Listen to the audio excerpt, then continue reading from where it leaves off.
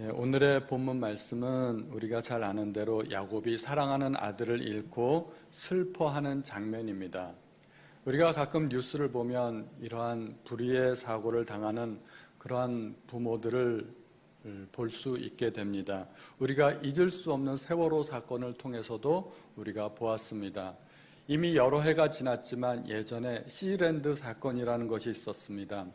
어린이 캠프장에 화재가 나서 수십 명의 아이들이 화재로 목숨을 잃었던 사건입니다.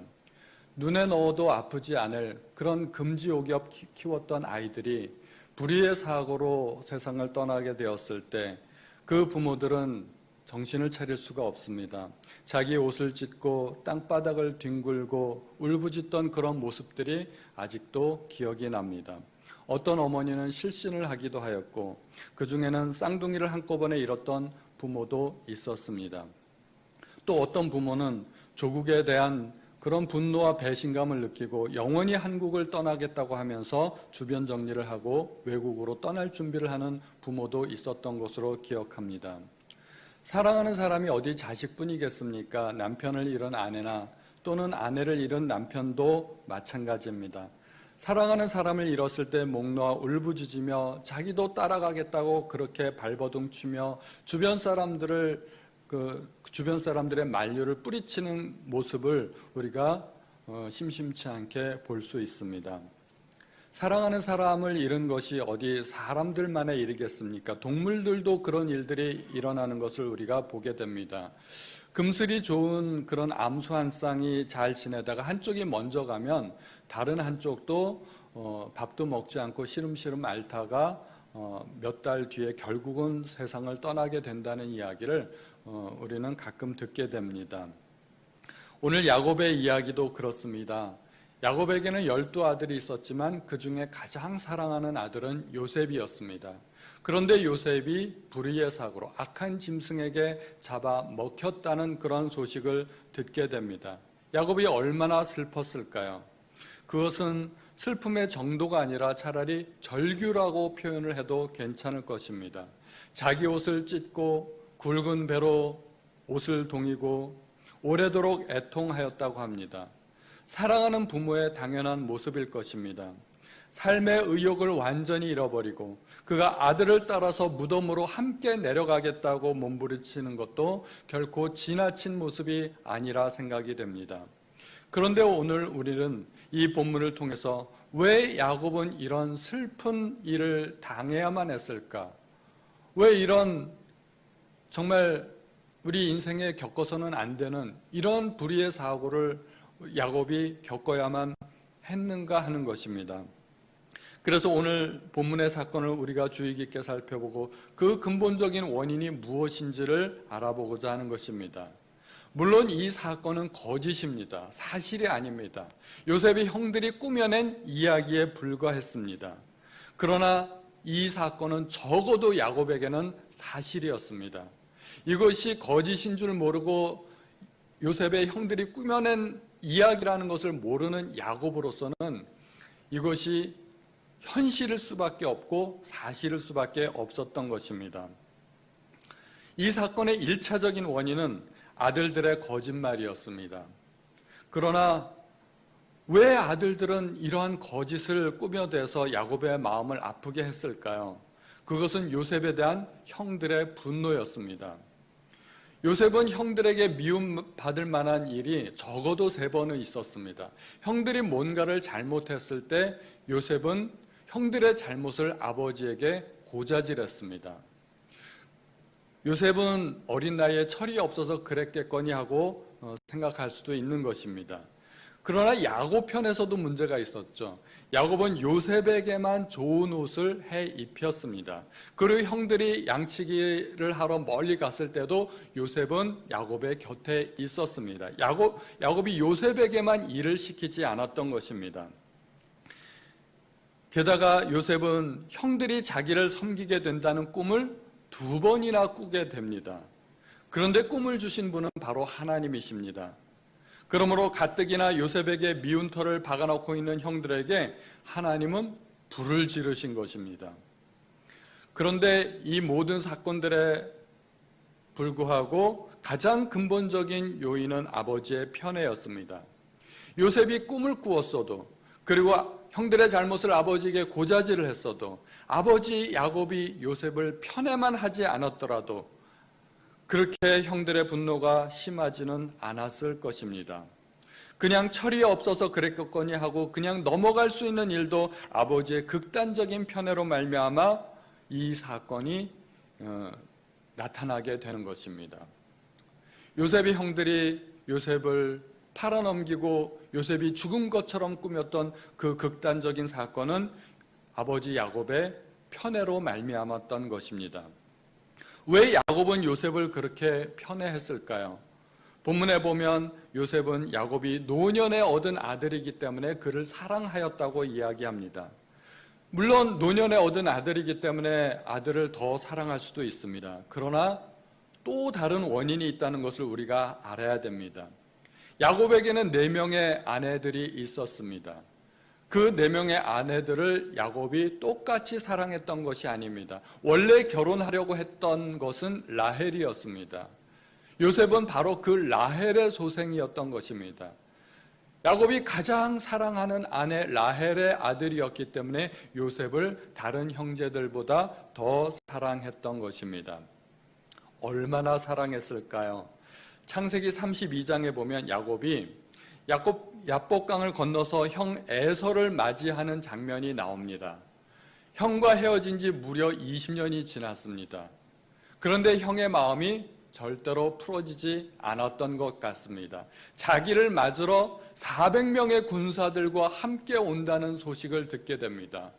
야곱이 그 소식을 듣고 이제 나는 죽었구나 생각을 하게 됩니다. 그런데 워낙 잔꾀가 많은 야곱 아닙니까? 어떻게 해서든지 형의 마음을 돌이켜보려고 노력을 합니다. 그래서 자기의 전 재산을 3대로 나누어서 먼저 형에게로 보냅니다. 그래서 형 에서가 그 엄청난 낙타와 양들과 소떼를 보면서 이것이 누구의 것이냐, 이것이 웬 말이냐 이렇게 묻거든. 이것은 당신의 동생 야곱이 형 에서에게 보내는 선물입니다 라고 그렇게 대답하게 합니다. 그렇게 자기의 전 재산을 3대로 나누어서 형 에서를 맞이하게 됩니다. 제사를 먼저 보내고 난 다음에 이제는 사람들을 보냅니다.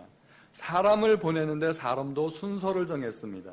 제일 먼저 2 여종과 여종의 아들들을 보냅니다. 그리고 2번째로 레아와 자식들을 보냅니다.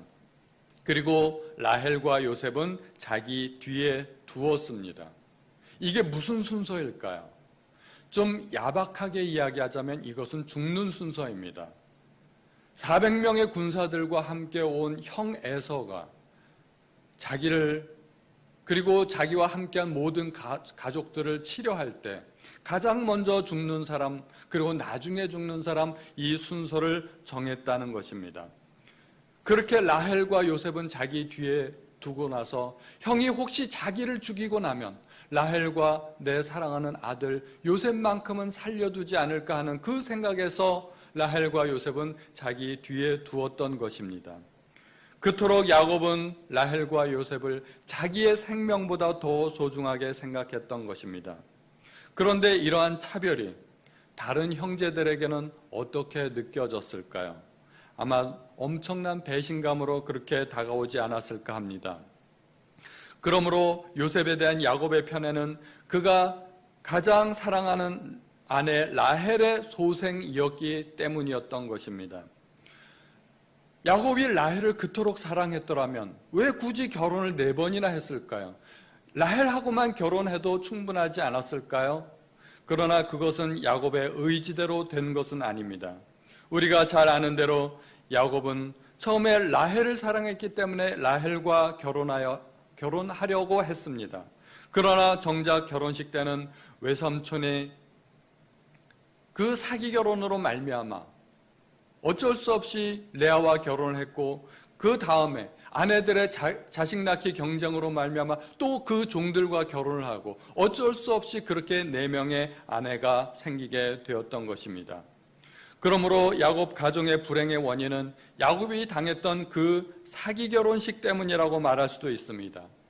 야곱이 결혼하고 나서 첫날 밤을 지내고 보니까 신부가 바뀌어 있었던 것입니다. 이 얼마나 황당하고 어이없는 일이겠습니까?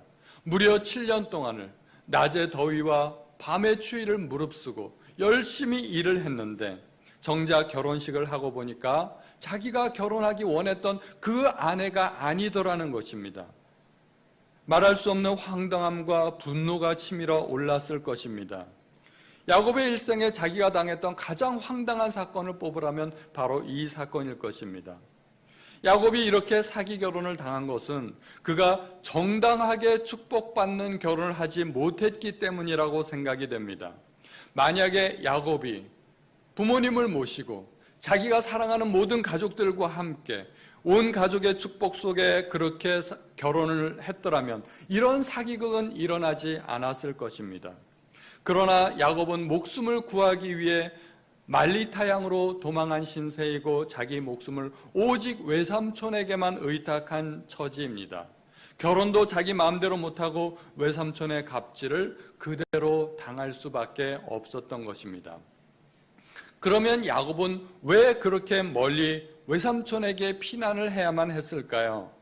형이 자기를 죽이려고 이를 갈고 있었기 때문에 형 에서의 분노를 피해서 도망을 한 것입니다. 그러면 형 에서는 왜 야곱에게 그렇게 화가 났을까요? 그것은 야곱이 형을 속이고 아버지를 속이고 형 대신에 형이 받아야 할 축복을 대신 다 받아버렸기 때문입니다. 우리가 시간을 거슬러 올라가면서 이유를 살펴보았습니다. 이제 다시 한번 사건을 정리해보면 어떻게 될까요?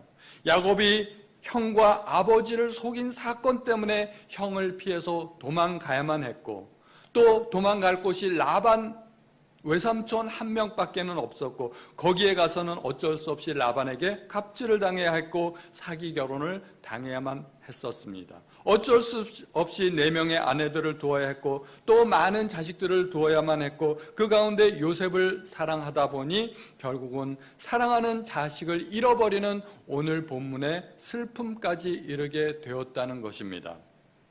우리는 시간을 거슬러서 야곱이 당했던 슬픈 일의 원인을 살펴보았습니다. 그랬더니 그 꼭대기에 어떤 사건이 있었나요? 자기가 아버지를 속이고 형을 속이고 대신 축복받는 그 사건이 있었다는 것입니다. 따라서 멀기는 해도 자기 자신이 그 불행의 원인을 만들고 있었다는 것입니다. 처음에 라헬하고 제대로 된 결혼만 했어도 이런 사건은 벌어지지 않았을 것입니다. 그러므로 외삼촌을 탓할 수도 있었을 것입니다. 그런데 외삼촌이 자기를 속이고 라헬을 주기로 약속해놓고 첫날 밤에 라헬을 주지 않고 그 형 레아를 주지 않습니까? 사기 결혼을 당한 것입니다. 여기에 야곱이 황당하고 분노하고 화를 냈습니다. 그런데 우리가 야곱의 일생을 살펴보면 사람 바꿔치기 한 원조가 누군지를 우리가 알 수 있지 않습니까? 사람 바꿔치기 한 사건이 성경에 딱 2번 나오는데 그 2번 모두 사실은 야곱과 관련이 되어 있습니다. 한 번은 자기가 사람 바꿔치기를 해서 아버지를 속인 사건이고 두 번째는 사람 바꿔치기해서 자기가 속임을 당하는 사건입니다. 자기가 똑같은 방법으로 아버지를 속였기 때문에 그 방법으로 속임을 당하고 있는 것입니다. 이것이 우연일까요? 이것이 우연이라고 말을 할 수도 있겠지만 성경에서는 심은 대로 거두리라는 말씀이 있습니다. 오늘 본문에서는 아들들이 자기를 속이는 사건이 나오고 있습니다. 아들들이 자기를 속였는데 야곱은 아들로서 아버지에게 정직했나요? 야곱도 아들로서 아버지에게 정직하지 않았습니다. 아버지를 속였습니다. 자기가 에서라고 온몸에 짐승의 털을 붙이고 목소리까지 변조해가면서 제가 아버지의 아들 에서입니다. 나를 축복해 주십시오. 그렇게 아버지를 속였습니다. 아버지를 속일 때 온몸에 붙였던 그 털이 어떤 짐승의 털인지 혹시 기억하시나요? 창세기 27장 16절에 보면 염소 새끼의 가죽으로 그 손에 그리고 그 목에 매끈매끈한 곳에 붙였다고 이야기합니다. 야곱은 염소를 잡아서 아버지를 속였습니다. 그랬더니 아들들은 어떻게 했습니까? 아들들도 염소를 잡아서 그 피에 요셉의 옷을 적셔서 야곱에게 갖다 주었던 것입니다. 똑같은 방법으로 자기가 당하고 있는 것입니다. 심은 대로 거두는 것입니다. 굳이 성경 말씀이 아니더라도 우리는 그런 이야기들을 자주 합니다. 우리 고사성어에도 그런 말이 있지 않습니까? 인과응보라는 말이 있고 자업자득이라는 말이 있습니다. 또 콩 심은 데 콩 나고 팥 심은 데 팥 난다는 말도 있습니다. 다 같은 말입니다. 야곱의 삶을 보면 속고 속이는 삶의 연속입니다. 가만히 보면 계략을 꾸며서 속이고는 무엇인가 이득을 취한 것 같습니다. 그 당시에는 뭔가 이루어진 것 같습니다. 그러나 시간이 지나서 보니까 자기도 같은 속임수에 당하고 마는 것입니다. 야곱이 결혼 사기를 당했을 때 얼마나 황당하고 분노했겠습니까? 야곱이 요셉을 잃어버렸을 때 그는 정말 살고 싶지 않았을 것입니다. 그러나 야곱이 알던 모르던 간에 그 모든 일들은 야곱이 뿌린 씨앗이 열매되어서 돌아온 것에 불과했던 것입니다. 우리의 인생은 너무나 간단한 원리의 지배를 받고 있습니다. 간단하지만 굉장히 큰 원리가 있습니다. 심은 대로 거둔다는 것입니다. 심지 않은 것을 거둘 리가 없습니다. 선을 심고 악을 거둘 수가 없습니다. 또 악을 심고서 선을 거둘 수도 없습니다. 농부는 자기가 거두고자 하는 열매의 씨앗을 뿌립니다. 그것은 너무나 당연한 것입니다. 콩을 심고자 하면 콩을 뿌릴 것이요, 팥을 거두고자 하는 사람은 팥을 심을 것입니다. 그것은 농작물뿐만 아니라 우리의 인생도 동일합니다. 우리가 성경을 살펴보면 오늘 이 사건 이후에 나중에 애굽에 큰 풍년과 기근이 들게 됩니다. 요셉의 형들은 양식을 사기 위해 애굽으로 와서 요셉 앞에 엎드립니다. 요셉은 형들을 알아보았지만 형들은 요셉을 알아보지 못했습니다. 요셉이 워낙 또 그 이후에 워낙 크기도 했고 성장하기도 했고 또 높은 자리에 앉아 있었기 때문에 요셉을 알아볼 수 없었습니다. 그러나 요셉은 자기의 정체를 드러내지 않고 형들을 여러모로 시험해 봅니다. 형들에게 정탐꾼으로 누명을 씌워 막내 베냐민을 데려오라고 합니다.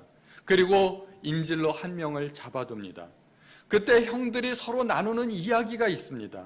창세기 42장 21절에 보면 그들이 서로 말하되 우리가 아우의 일로 말미암아 범죄하였도다. 그가 우리에게 애걸할 때 그 마음의 괴로움을 보고도 듣지 아니하였으므로 이 괴로움이 우리에게 임하도다. 형들이 생각하기를 우리가 아우에게 괴로움을 끼쳤기 때문에 우리도 괴로움을 당한다는 것입니다. 형들이 그 아우의 마음의 괴로움을 보고도 듣지 않았기 때문에, 그가 애걸할 때 우리가 듣지 않았기 때문에, 우리가 지금 이 자리에서 애굽의 총리에게 애걸을 함에도 불구하고 우리의 목소리가 들어지지 않는다는 것입니다. 용서받기를 원한다면 어떻게 해야 될까요? 먼저 용서의 씨를 뿌려야 됩니다. 인정받기 원한다면 먼저 인정하는 씨를 뿌려야 됩니다. 내가 위기의 순간에 도움을 받기 원한다면 내가 누군가를 먼저 도와주어야 됩니다. 그것이 씨 뿌리는 것입니다. 이것이 성경에서 말하는 심은 대로 거둔다는 원칙입니다.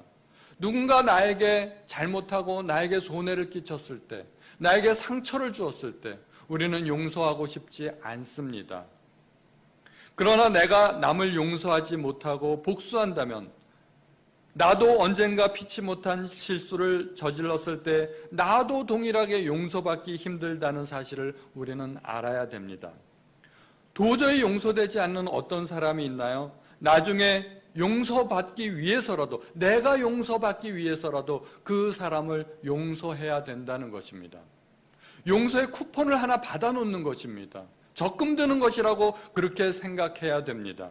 나중에 자녀들에게 인정받고 사랑받길 원한다면 우리가 먼저 부모님을 접대하고 부모님을 사랑하고 공경해야 됩니다. 그것이 적금 들어 놓는 것입니다. 내가 심지 않고 거둘 수 없기 때문입니다. 그래서 예수님께서 기독교의 황금률을 말씀하셨습니다. 너희가 대접받고자 하는 대로 남을 대접하라. 그것이 기독교의 황금률이고 주님께서 우리에게 알려주신 인생의 비밀입니다. 그것은 손해보면서 살라는 이야기가 아닙니다. 우리가 남을 접대하고 그리고 우리는 손해보고 맨날 그렇게만 살라는 이야기가 아닙니다. 남을 대접하면 나중에 똑같은 대접을 받게 되기 때문에 주님께서 인생의 원리를 우리에게 알려주시는 것입니다. 적금 들면 언젠가는 타지 않습니까? 매달 꼬박꼬박 적금 부을 때 우리가 어떤 희망을 갖고 적금을 붓습니까? 나중에 언젠가는 이 적금을 타겠구나 하는 소망을 갖고 적금을 듭니다. 마찬가지로 우리가 남에게 대접할 때 그것은 적금 드는 것입니다. 10계명에 내 부모를 공경하라. 이는 약속 있는 첫 계명이니 땅에서 잘되고 장수하리라고 합니다. 부모를 공경하는 씨를 뿌리면 땅에서 잘되고 장수하는 열매를 거둔다는 것입니다. 이것이 인과관계가 있을까요? 세상적으로 상식적으로 또 논리적으로 수학적으로 생각해 보면 이거는 전혀 관계가 없습니다. 그러나 영적으로 보면 원인과 결과의 관계가 있다는 것입니다. 제가 예전에 어떤 목사님 설교를 듣다가 이것이 왜 그렇게 되는가를 들었습니다. 하나님의 말씀대로 살려고 노력하는 사람들에게는 하나님께서 말씀대로 살 수 있는 능력을 주신다는 것입니다. 즉 부모를 공경하려고 애쓰는 사람들에게는 부모를 공경할 수 있도록 하나님께서 능력을 허락하여 주신다는 것입니다. 그러므로 땅에서 잘 될 수밖에 없다는 것입니다. 그런데 그 말씀 가운데는 오늘 10계명의 말씀 가운데는 저는 또 이렇게 해석하는 것도 가능하다고 봅니다.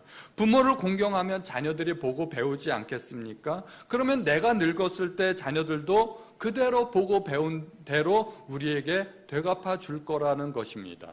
심은 대로 거두는 원칙이 적용되는 것입니다. 우리는 심은 대로 거둔다는 것을 아예 하나의 원칙으로 알고 그렇게 살아야 합니다. 여기에는 몇 가지 원리들이 있습니다.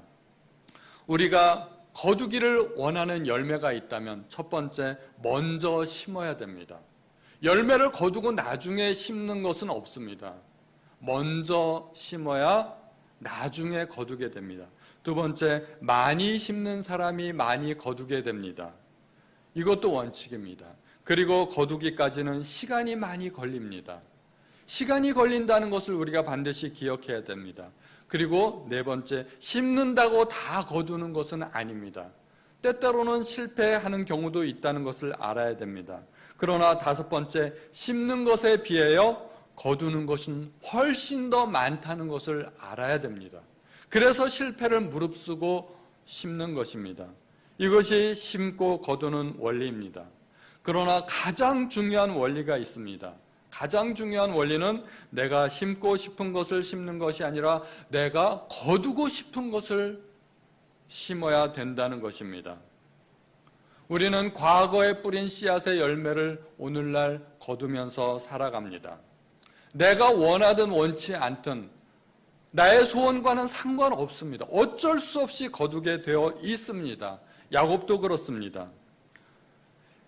그리고 내가 오늘 뿌리는 씨앗은 미래 열매가 되어서 돌아올 것입니다. 원래 세상의 원리와 하나님의 원리는 정반대입니다. 세상 사람들은 넓은 길로 가지만 주님께서는 좁은 길로 가라 하셨습니다. 그러나 세상의 원리와 하나님의 원리가 같은 것이 하나 있는데 그것이 바로 심은 대로 거둔다는 것입니다. 그런데 그 원리마저도 완전히 똑같은 것은 아닙니다. 약간의 차이가 있습니다. 하나님께서 우리에게 주신 영적인 원리의 차이가 있는데 그것은 심고 거두는 원리에 있어서 여기에 심고 저기서 거둔다는 것입니다. 전혀 상관없어 보이는 곳에서 거두게 된다는 것입니다. 땅에서 심으면 하늘에서 거두게 되고 하늘에 심으면 땅에서 거두게 됩니다. 우리가 사람에게 심은 것은 하나님께 거두고 하나님께 심으면 사람에게 거두게 됩니다. 또 내가 심은 것을 자식이 거두기도 합니다. 이것이 영적인 원리입니다. 우리가 성경 말씀 중에 가끔 오해하는 말씀이 있습니다. 로마서 8장 28절 말씀, 우리가 알거니와 하나님을 사랑하는 자 곧 그의 뜻대로 부르심을 입은 자들에게는 모든 것이 합력하여 선을 이루느니라. 모든 것이 합력하여 선을 이루기 때문에 나는 어떻게 해도 상관이 없겠구나 하는 생각을 할 수가 있습니다. 물론 내가 어떻게 살든지 하나님은 선을 이루실 것입니다. 그러나 나는 내가 뿌린 그 대가를 지불해야 된다는 사실을 반드시 기억해야 됩니다. 야곱은 노년의 바로 앞에서 나이가 얼마냐고 묻는 그 바로에게 이렇게 대답합니다. 야곱이 바로에게 아뢰되 내 나그네 길의 세월이 130년이니이다. 내 나이가 얼마 못되니 우리 조상의 나그네 길의 연조에 미치지 못하나 짧고 험악한 세월을 보내었나이다. 야곱이 뒤를 돌아다 보니 130년 살아온 모든 세월이 험악한 나그네 세월이라는 것입니다. 물론 신앙이 좋다고 고난이 없는 것은 아닙니다. 요셉도 고난이 있었습니다. 그러나 차이가 있습니다. 요셉의 고난은 하나님께서 선한 일을 이루기 위한 선한 그 크신 뜻의 일부였습니다. 하나님의 뜻을 이루기 위한 고난이었습니다. 그러나 야곱의 고난은 연단받는 고난이었습니다. 내가 어떻게 살든 하나님의 선하신 뜻은 이루어지겠지만 내가 뿌린 씨앗은 내가 거두고야 만다는 것을 우리는 반드시 기억해야 됩니다. 그러므로 우리는 어떻게 해서든지 선한 씨를 뿌리도록 노력해야 됩니다. 저는 인생은 마치 사다리 게임과 같다고 생각이 됩니다. 사다리 게임 아시죠? 사다리를 그려놓고 아래쪽에 우리가 원하는 항목들이 있습니다. 우리가 원하는 것은 사다리 아래쪽에 있습니다. 그러나 우리는 사다리 아래쪽을 선택할 수 없습니다. 우리의 선택권은 사다리 위쪽에 있습니다. 위쪽은 원인이고 아래쪽은 결과입니다. 그런데 그 중간은 가려져 있습니다. 알지 못합니다. 그 연결되는 과정을 누가 아실까요? 하나님이 아십니다. 그래서 하나님은 우리에게 올바른 선택하는 방법을 알려주시는 것입니다. 우리는 모든 선택에 있어서 하나님께 여쭈어 보아야 됩니다.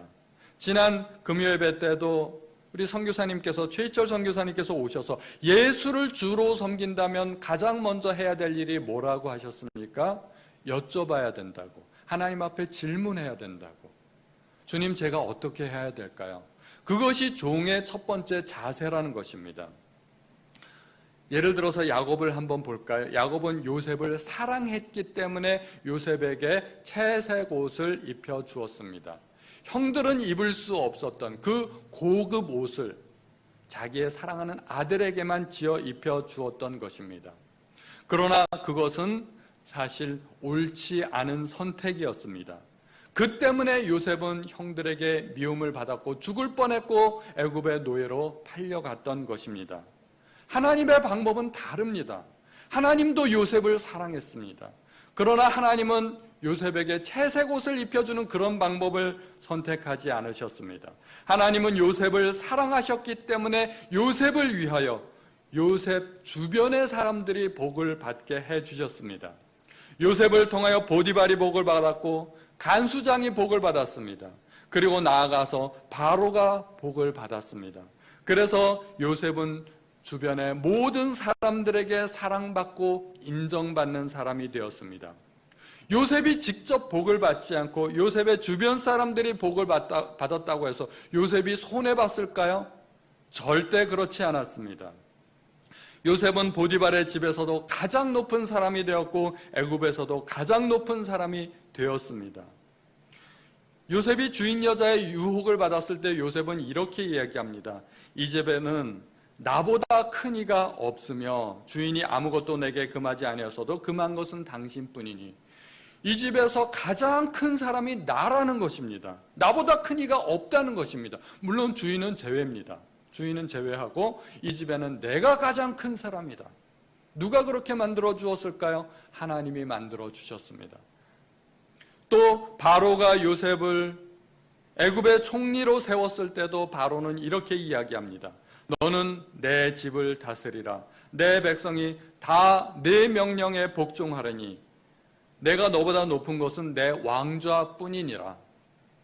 심지어 바로는 자기의 인장 반지를 빼어서 요셉에게 줍니다. 국세를 내어주는 겁니다. 이게 가능한 일입니까? 절대로 왕이 내어주지 않는 것이 국세이고 인장 반지입니다. 그 인장 반지 한 번 찍으면 그것이 나라의 법이 되는 것입니다. 한 번 법이 세워지면 왕명으로도 그 법을 어떻게 할 수가 없는 것입니다. 그런데 그 인장 반지를 빼어서 요셉에게 주었습니다. 그 말은 사실상 왕권을 넘겨주었다는 말과 같은 것입니다. 자기는 허수아비 왕이라는 것입니다. 그것이 하나님의 방법이었습니다. 야곱의 방법과 하나님의 방법이 똑같이 요셉을 사랑했지만 방법이 다르다는 것입니다. 야곱은 잘못된 원인을 선택했습니다. 그것이 잘못되었다는 것조차 알지 못했습니다. 야곱은 사다리 아래쪽에서 잘못된 결과가 나왔을 때 그 원인을 선택한 사람이 자기라는 것을 몰랐습니다. 외삼촌에게 속았을 때 얼마나 외삼촌을 원망했겠습니까? 그러나 그 원인 제공자는 바로 자기 자신이었습니다. 아들들에게 속아 요셉이 죽은 줄 알았을 때 얼마나 가슴이 찢어졌겠습니까? 그런데 그 역시 원인 제공자는 바로 자기 자신이었습니다. 남 탓해봤자 아무 소용이 없습니다. 뿌린 씨앗을 거두었을 뿐입니다. 오늘의 말씀의 결론은 결국 좋은 씨앗을 뿌려야 된다는 것입니다. 좋은 씨앗, 어떤 게 좋은 씨앗일까요? 안타깝게도 우리는 내가 들고 있는 씨앗이 좋은 씨앗인지 나쁜 씨앗인지 잘 모르는 경우가 많습니다. 가장 간단한 원칙을 생각하면 됩니다. 하나님께서 우리에게 방법을 알려주셨습니다. 첫 번째 방법은 내가 대접받기 원하는 대로 남을 대접하라는 것입니다. 가장 쉽게 나는 어떤 대접을 받고 싶은가 이거 생각해 보면 됩니다. 그 시금석에 비추어서 내가 들고 있는 씨앗을 비추어 보면 이게 좋은 씨앗인지 나쁜 씨앗인지 안다는 것입니다. 그래도 모를 수가 있습니다. 그래도 모르면 어떻게 해야 될까요? 하나님께 여쭤보면 됩니다. 하나님께 질문해 보면 됩니다. 하나님, 제가 어떻게 하면 될까요? 어떤 선택이 옳은 것일까요? 하나님, 저에게 지혜를 주십시오. 알려주십시오. 내 생각을 내려놓고 하나님 앞에 질문해야 됩니다. 그러면 하나님께서 방법을 알려주십니다. 야곱이 선택했던 그 삐뚤어진 자식사랑, 그 편애, 그것은 사실 나쁜 씨앗이었습니다. 옳지 않은 씨앗이었습니다. 야곱은 그것이 옳은 것이라고 생각을 했지만 옳은 방법이 아니었다는 것입니다. 우리는 어떻게 해야 될까요? 좋은 씨를 많이 뿌려야 됩니다. 지금 당장 내 눈앞에 결과가 나타나지 않더라도 옳은 씨앗을 많이 뿌리시는 우리 성도님들 되시기를 예수님의 이름으로 축원드립니다.